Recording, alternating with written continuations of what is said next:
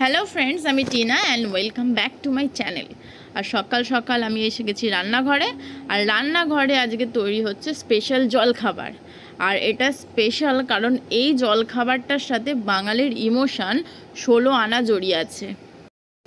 যুগ পাল্টাক, সময় পাল্টাক বা দেশই পাল্টে যাক, কিন্তু বাঙালির এই লুচির স্বাদ বাঙালি কিন্তু কোনো দিন ভুলতে পারবে না।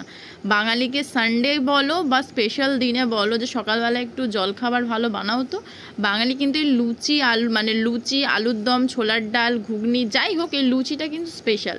আর শুধুমাত্র জলখাবার বলে নয়, এটা কিন্তু আমাদের স্কুল লাইফেও ছিল। মানে স্কুল টাইমেও কিন্তু মাকে যদি বলতাম, মা আজ একটু স্পেশাল কিছু বানিয়ে দিও, তো মা কিন্তু এই লুচিটাই বানিয়ে দিত।